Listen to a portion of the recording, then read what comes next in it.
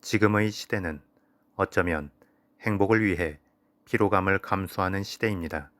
그래서 행복을 추구하지만 정작 행복은 없습니다. 행복은 허상이고 피로감만이 실체입니다. 이는 어느 순간 우리가 피로하기 위해 살고 있는 착각을 일으키고 잡을 수 없는 행복 앞에 좌절감과 공허함만 남습니다. 자만과 허세를 부리는 것은 행복 앞에서 좌절하고 공허해지는 것에 대한 풍선 효과일 수 있습니다. 진정으로 행복하지 못하기 때문에 오히려 행복을 과장하고 꾸미는 것입니다. 그러면서 정작 진정한 행복이 무엇인지도 서서히 잊어가게 됩니다. 이 책은 현대사회가 맹목적으로 추종하는 가짜 행복이 아니라 진짜 행복을 찾기 위한 책입니다.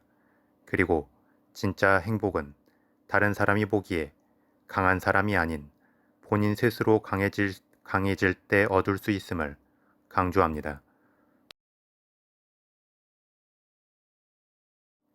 저자는 성공지향적 특성의 이면에 우리는 모든 것을 할 수 있고 단지 원하기만 하면 돼 라는 심리가 깔려 있음을 지적합니다.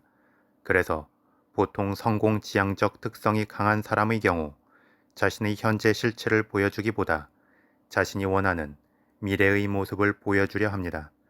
현재가 아닌 미래의 모습, 그것도 현대 사회가 원하는 모습을 보여주기 위해서는 어쩔 수 없이 앞서 성공한 것처럼 보여야 하기 때문에 다른 사람의 주의를 끌려하고 아직 제대로 이루지도 못한 것에 대해서 떠벌리며 과도하게 자신을 꾸미려 합니다. 그렇다면 우리가 원하면 뭐든지 할 수 있다라는 그러한 말이 틀린 말일까요? 예전에 파울로 코엘료의 소설 연금술사가 선풍적인 인기를 끌었습니다.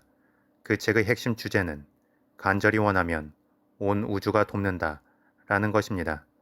비슷한 맥락으로 론다 버니 지은 시크릿이라는 책도 있습니다. 이러한 책들은 모두 소위 말하는 끌어당김 법칙을 이야기하고 많은 성공주의 강사들이 주장하는 내용들이 근간을 이룹니다. 그런데 이러한 주장을 펼치는 책이나 강사들에 대한 비판도 많습니다. 물리적이면서 절대적 법칙도 아닌 것을 마치 어떤 증명된 법칙인 마냥 설파하면서 사람들을 미혹시킨다는 것이 비판자들의 주요 주장입니다. 그런데 개인적인 소견으로는 어떤 행동이 시작되기 전에 일단 마음의 결정이 있어야 하고 그 다음에는 마음의 일관성이 있어야 결정한 행동이 꾸준히 유지가 되면서 원하는 바를 얻게 된다고 생각합니다. 그래서 끌어당김의 법칙을 근간으로 한 책들이 과학적으로 검증되지 않았음에도 불구하고 법칙이라는 용어를 쓰는 것은 과한 면이 있기는 하지만 그렇다고 완전히 터무니없는 주장은 아닐 것입니다. 특히 많은 유명인들 또한 이러한 간절한 염원으로 자신이 원하는 바를 얻었음을 증명하기도 합니다. 물론 로버트 기요사키가 쓴 부자 아빠 가난한 아빠 논쟁에서 보이는 것처럼 일부의 소위 말하는 성공파리 강사들이 애초에 그들의 주장처럼 이미 큰 부를 이룬 뒤에 자신의 노하우를 세상과 공유하고자 책을 낸 것이 아니라 책을 판 뒤에 비로소 큰 부를 이루게 된 것이라 비판하기도 합니다.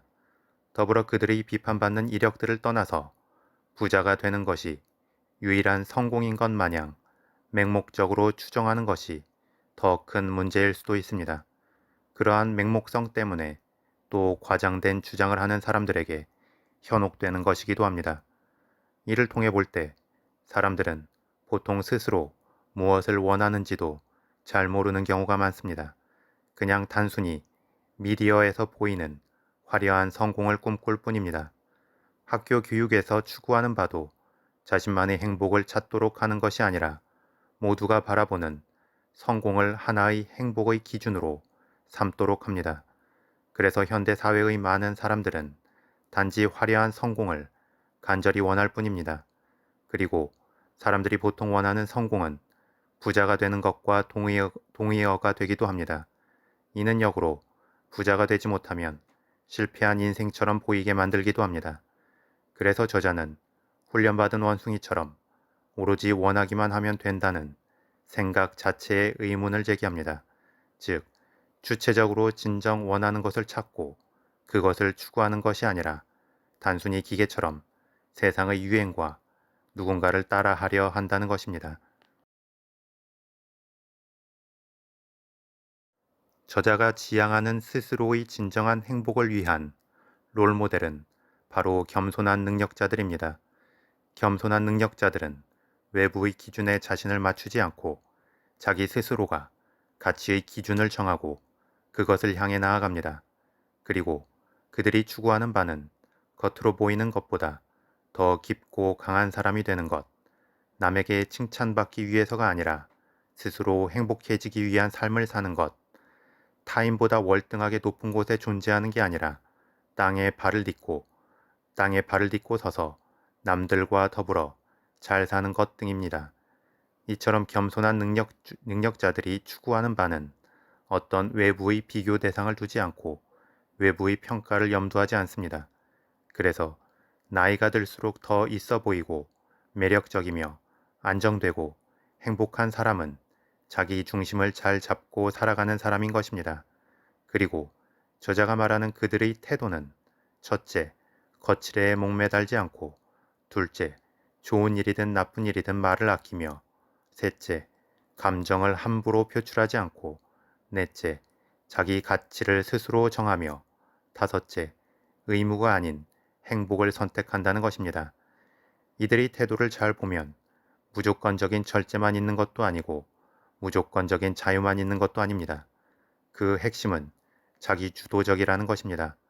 무언가 맹목적으로 따라가거나 과도하게 자신을 억압하지 않으면서 자연스러움이 있습니다. 그래서 과도하게 화려해 보이지 않지만 함부로 무시할 수도 없는 것입니다. 그리고 외부의 기운에 휩쓸리기보다 오히려 외부의 기운을 끌어오게 됩니다.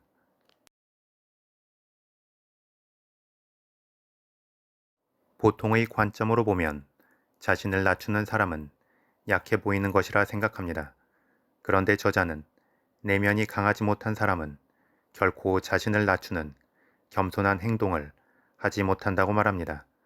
사람은 기본적으로 자기 보호 본능이 있기 때문에 약한 존재일수록 더욱 앞서 자신을 과장하여 드러내고자 합니다. 사람도 결국은 동물적 속성을 근간에 깔고 있기 때문에 약한 동물들이 천적을 만났을 때 위협적으로 보이기 위해 자신의 몸집을 과장되게 크게 보이려 하는 것처럼 사람도 그러한 행위를 하게 되는 것입니다. 그런데 오히려 강한 동물은 약한 동물을 만났을 때 굳이 자신을 과장하지 않습니다. 이미 존재 자체로 강함이 드러나기 때문입니다. 여기서 한 발 더 나아가 저자는 강한 사람은 자신의 약점과 부족한 점마저도 가감없이 인정하는데 이는 자신의 가능성을 의심하기 때문이 아닌 자신에게 더욱 엄격한 기준을 가지고 있기 때문임을 강조합니다. 그래서 보통 진정으로 강한 사람들은 전략적 비관주의자가 되고 항시 모든 일이 뜻대로 되지 않을 수도 있음을 알고 있습니다. 그런데 여기서 중요한 점은 그 다음의 행동입니다. 모든 일이 마음대로 되지 않는다는 것을 알게 되었을 때 약한 사람들은 자포자기하거나 아니면 부정적인 편법을 사용하려 합니다. 하지만 강한 사람들은 최악의 경우를 생각하면서 더 차분하고 세심하며 진중하게 나아갑니다. 그래서 그들은 보통 실패의 두려움을 장악하는 힘이 있고 애초에 비관적 기준으로 자신과 세상을 보고 시작하기 때문에 역설적이게도 그 다음에서는 항시 긍정적인 놀라움만 체험하게 된다고 저자는 말합니다. 이 책의 핵심은 기분은 선택할 수 없어도 태도는 선택할 수 있다 라는 것입니다. 그리고 진정으로 강한 사람, 진정으로 행복한 사람이 되기 위해 선택할 태도는 겸손함입니다. 어떤 의무감에 따른 겸손함이 아니라 자발적이고 주도적인 겸손함입니다. 그리고 그러한 겸손함을 갖기 위해서는 내면으로 에너지를 남겨둬야 하고 그 비상용 에너지의 본질은 사용하기 위함이 아닌 사용하지 않는 데에 있음을 강조합니다. 이는 겸손함에만 해당하는 논리가 아닙니다. 칼도 그것을 뽑았을 때보다 칼집에 있을 때 더 강하고 돈도 그것을 사용했을 때보다 그 돈이 언제든 사용될 수 있도록 비축되어 있을 때 더 강하다는 말이 있습니다. 그래서 실제 무술을 잘하는 사람이나 진정한 부자들을 보면 오히려 직접적인 싸움을 피하려 하고 검소한 생활을 추구합니다. 그런데 지금의 시대는 우리가 비축한 것을 완전히 소진시키고 사용해야 무언가 얻을 수 있고 성공과 행복을 쟁취할 수 있다고 설파합니다. 하지만 그렇게 맹목적으로 따라갔을 때 우리는 외부로 무언가를 제대로 얻지도 못하고 내부로 무언가를 제대로 채우지도 못하는 어중간한 상태가 됩니다. 따라서 우리는 이제 맹목적으로 이끌리는 외부로의 시선을 거두고 조금씩 내면을 바라보면서 자신이 진정으로 원하는 것과의 대화를 시작해야 할 것입니다. 이미 성공해서 큰 부를 이루었다는 사람들의 진위 여부를 검증하거나 그들의 주장이 맞냐 틀리냐 등을 따지기 위해 시간과 에너지를 소진할 것도 없습니다.